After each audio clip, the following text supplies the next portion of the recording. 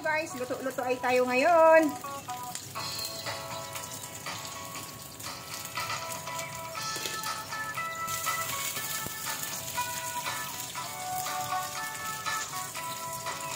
Fry natin ang ating pot.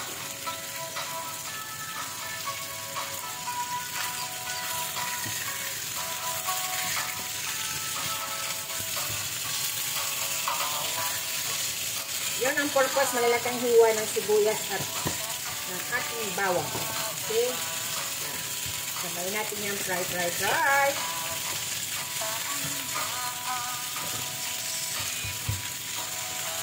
So, hayaan natin na maluto sandali. Lumabas yung kanyang fat. Halo-haluin po natin. So, lagyan natin ng konting tubig. Maluto-luto ng konti.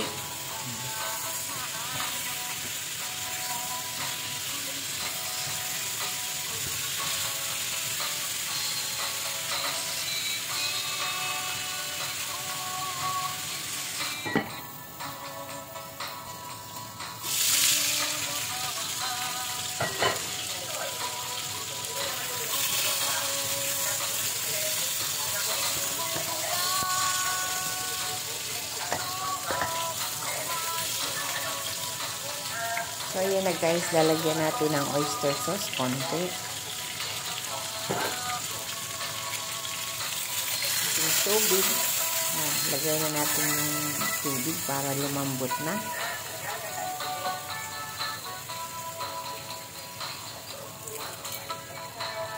Siyempre, ang ating laurel at ang paminta. Pamintang buo. Lalagyan ko pa yan ng pamintang durog.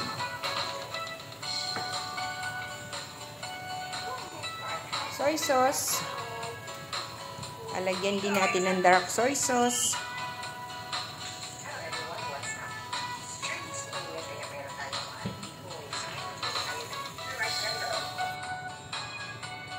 Yan na guys, atin ang nilalagay ang ating chicken feet.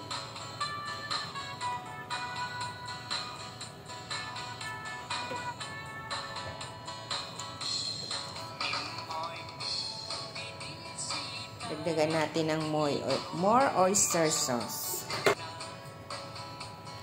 Saka dark soy sauce.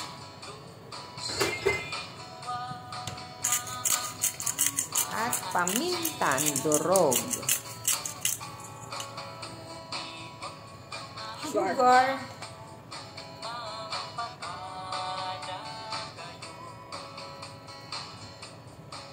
So, ayan, nakita nyo.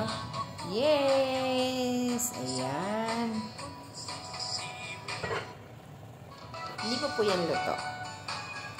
Dahil chicken feet po yan, lalagyan po natin yan ng 2 slice of lemon.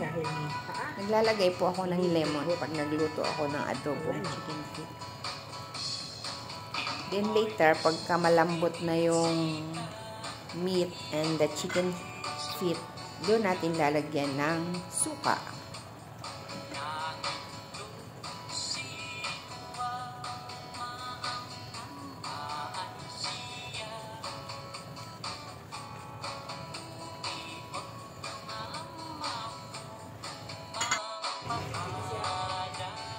Sayang guys, almost done na yung ating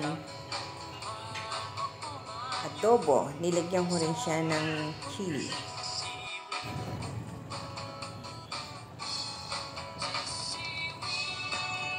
Dahan-dahan lang ang paghalo dahil yung chicken feet medyo malambot na siya. So, dahil malambot na, lagyan na natin ng vinegar or suka.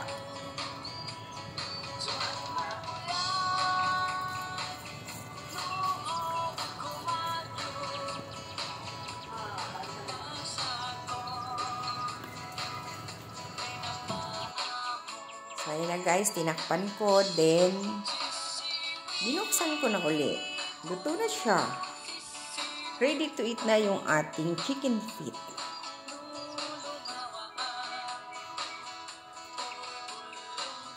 So, ayan guys, ready na yung ating adobong chicken feet. Yan, dinagdagan ko ng konting patis. Masarap po yan. At maganda po, magaling po ang nag-pedicure dyan. So, bye! Thank you for watching. God bless everyone!